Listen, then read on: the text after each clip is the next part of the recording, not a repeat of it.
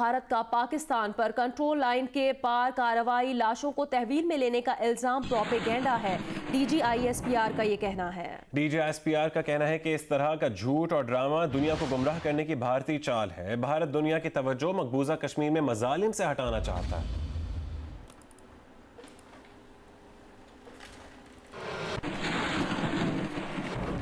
وزیر خارجہ شاہ محمود قریشی نے سیکرٹری جنرل اقوام متحدہ سلامتی کونسل جنرل اسمبلی صدور کو خطوط لکھ کر مقبوضہ کشمیر کی مخدوش صورتحال کی جانب توجہ دلائی۔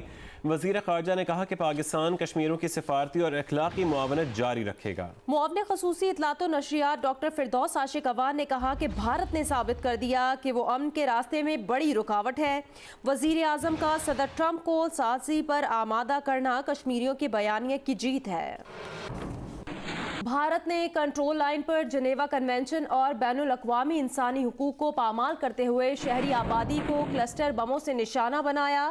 آئی ایس پی آر کے مطابق بھارتی فوج نے 30 اور 31 جولائی کی رات وادی نیلم پر کلسٹر بموں کا استعمال کیا، جس سے 4 سال کے بچے سمیت 2 شہری شہید اور 11 شدید زخمی ہوئے۔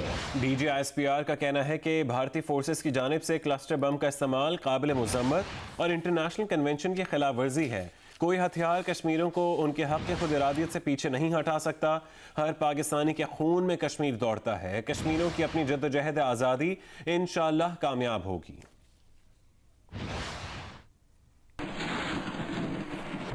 پاکستان نے مقبوضہ کشمیر میں بگڑتی صورتحال پر شدید تشویش کا اظہار کرتے ہوئے کہا ہے کہ مقبوضہ کشمیر میں جغرافیے کی تبدیلی کے خدشات بہت بڑھ چکے ہیں۔ پاکستان مقبوضہ کشمیر میں کسی ممکنہ بڑے دہشت گرد حملے کی بھارتی خود ساختہ اطلاعات کو بھی مسترد کرتا ہے۔ ترجمان دفتر خارجہ کے مطابق گزشتہ 2 ہفتوں میں 38,000 نیم فوجی دستوں کی تعیناتی مقبوضہ کشمیر میں خوف کی وجہ ہے۔ قابض بھارتی فورسز نے سیاحوں، یاتریوں اور طلبہ کو مقبوضہ کشمیر سے نکلنے کا حکم دیا ہے۔ مقامی آبادی خوراک ذخیرہ کرے جیسے اعلانات مزید شکوک پیدا کر رہے ہیں۔ ترجمان کے مطابق پاکستان مقبوضہ کشمیر کی جغرافیائی یا آبادی کا تناسب تبدیل کرنے کی کوشش کا پرزور مخالف ہے۔ بھارت کا خود ساختہ الزامات بیرونی سطح پر اچھالنا وتیرہ ہے۔ بھارت الزامات کی آڑ میں کشمیریوں پر ظلم کے نئے پہاڑ توڑنا چاہتا ہے۔ ترجمان نے کہا کہ عالمی برادری کو کسی بھی نئے بھارتی ڈرامے یا جعلی آپریشن سے خبردار کرتے ہیں۔ عالمی برادری بھارت کو ذمہ دارانہ کردار ادا کرنے پر مجبور کرے۔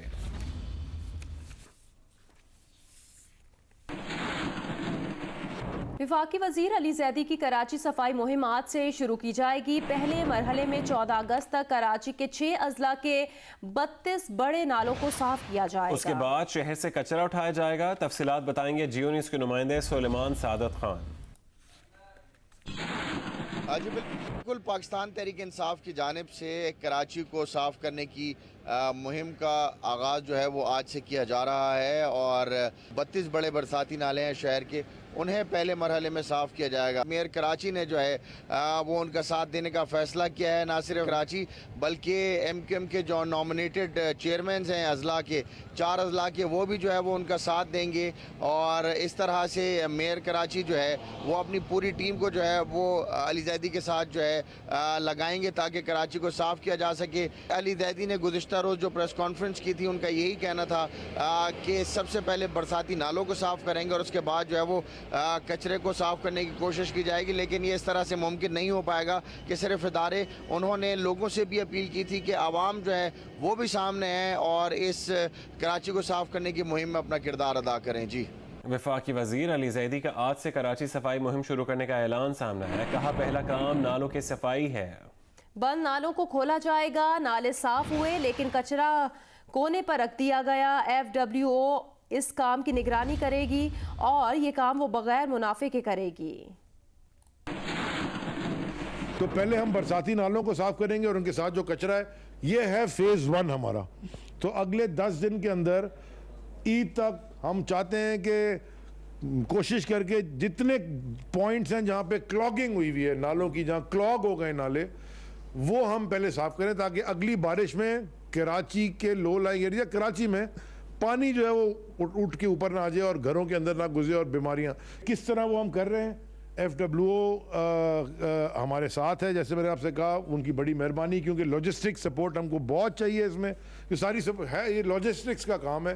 ڈمپر چلیں گے، ایکسکیویٹر چلیں گے، لوڈرز ہوں گے، ہر چھوٹی چھوٹی جگہ کے اوپر کچرا پڑا ہوا ہے وہ سائملٹینیسلی چلے گا، لیکن فوکس اس وقت ہمارا ہے کراچی کے نالے صاف کرنا. تو یہ جو مہم تھی نا، مجھے لگتا ہے کہ انشاءاللہ یہ اتنا اوورویلمنگ رسپانس ہے، اتنے لوگوں نے رسپونڈ کیا ہے. ابھی بھی پتہ نہیں فون بجے جا رہا ہے، سمجھ نہیں آ رہی کہ اور کو، کیونکہ سب نے بات کرنی ہوتی ہے. کہتے ہیں جی ہم، کوئی کہتا ہے 1000 والنٹیئرز دینے کو تیار ہوں، کوئی کہتا ہے میں پیسے دینے کو تیار ہوں، کوئی کہتا ہے کہ جی میں ایک علاقہ مجھے دے دیں. میں نے کل سعید غنی صاحب کا بیان ٹی وی پہ سنا اور ان کا ٹویٹ بھی آیا کہ جناب وہ مجھ سے رابطہ کرنا چاہ رہے ہیں. ابھی بھی میں کہہ رہا ہوں کہ جی شاید وہ خود نہ کر سکیں، وہ تو نظر آ گیا نہیں کر سکے 10-11 سال میں. جس کو ہیلپ کرنی ہے، یہ کراچی کے شہر کا مسئلہ ہے، ارریسپیکٹیو آف پولیٹیکل پارٹی. ہر کراچی کے شہری کو اس کے اندر حصہ لینا چاہیے، ساتھ دینا چاہیے. ہم انشاءاللہ یہ کر کے دکھائیں گے. وزیر بلدیات سندھ سعید غنی کا کہنا ہے اگر کوئی وفاقی وزیر کراچی میں بہتری کے لیے کچھ کرنا چاہتا ہے تو اچھی بات ہے. ان کا کہنا ہے کہ 1 سال بعد وفاقی وزیر علی زیدی کو اپنا حلقہ یاد آ گیا. سندھ اسمبلی کے کمیٹی روم میں پریس کانفرنس کے دوران وزیر بلدیات نے کہا کہ نالوں میں گندگی ایک دن کا کام نہیں، ایک دن صاف کریں گے تو 5 دن بعد کچرا واپس آ جائے گا. وفاقی وزیر سائنس اور ٹیکنالوجی فواد چودھری نے علی زیدی کی کراچی صفائی مہم کو شاندار اقدام قرار دے دیا.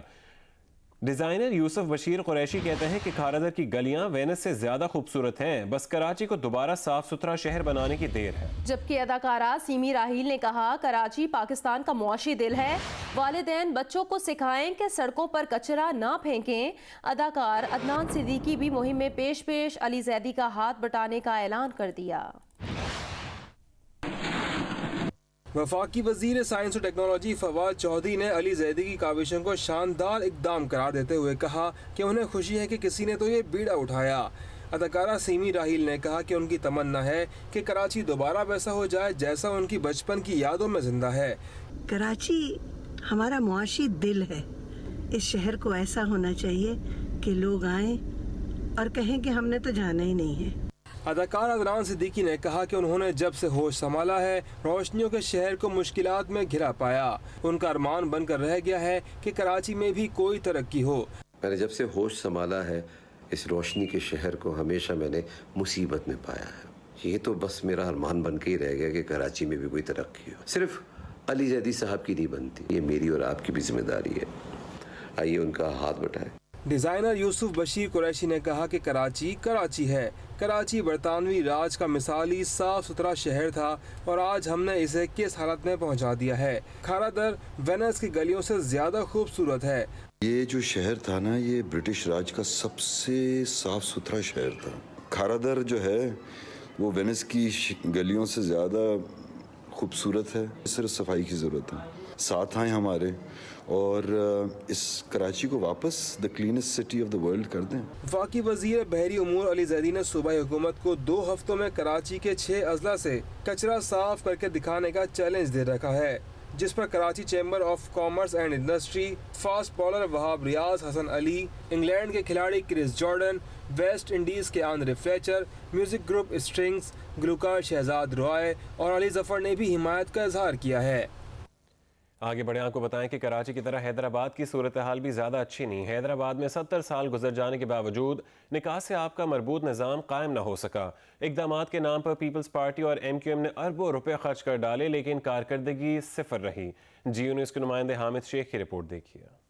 کئی حکومتیں آئیں اور چلی گئیں لیکن حیدرآباد میں نکاسی آپ کا مربوط نظام نہ بن سکا. ہر سیاسی حکومت نے اپنی مرضی کے ماسٹر پلان بنائے اور اربوں روپے خرچ کر ڈالے. کنور نوید کے دور نظامت میں 2005 سے 2010 کے دوران فراہمی آب اور نکاسی پر 3.5 ارب روپے خرچ ہوئے. پیپلز پارٹی نے 10 سالوں میں قاسم آباد اور ٹنڈو جام میں اربوں روپے نکاسی آب کے نام پر خرچ کیے اور اب بھی مزید اسکیمیں جاری ہیں. حیدرآباد میں حالیہ طوفانی بارشیں کیا ہوئی؟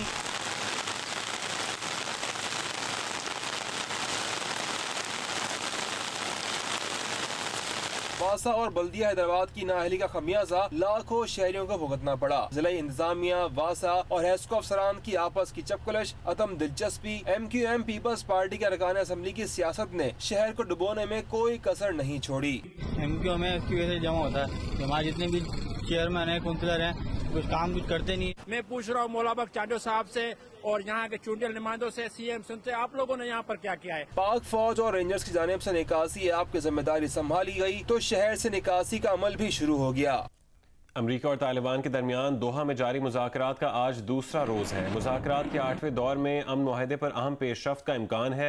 अमरीकी नुमाइंदा खुसूसी ज़ल्म खलीलजाद का कहना है कि तालिबान इशारा दे रहे हैं कि वो मुआहदा चाहते हैं। अफगान तालिबान ने बताया कि बातचीत में उनका 19 रुकनी वफ़द शरीक है। तालिबान से बराह रास्त मुज़ाकरात के लिए अफगान हुकूमत ने 15 रुकनी वफ़द भी तश्कील दिया है।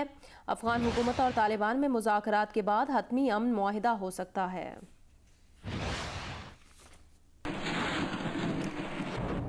पाकिस्तान पीपल्स पार्टी के चेयरमैन बिलावल भुट्टो जरदारी ने सेनेट इलेक्शन के हवाले से पार्टी रहनुमाओं को बयानबाजी से रोक दिया। बिलावल भुट्टो ने कहा कि पीपल्स पार्टी रहनुमा सेनेट इंतखाबात के हवाले से इल्जाम तराशियों से गुरेज करें। जब तक पार्टी की फैक्ट फाइंडिंग कमेटी की रिपोर्ट ना आ जाए कोई बयान नहीं दिया जाएगा।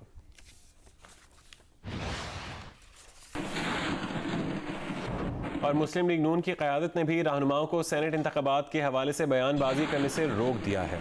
और मुस्लिम लीग नून के रहनुमा या सादिक कहते हैं तमाम जमातें एपीसी में अपना नुक्ता नज़र और सिफारिशात पेश करेंगी जिसकी रोशनी में फैसले होंगे।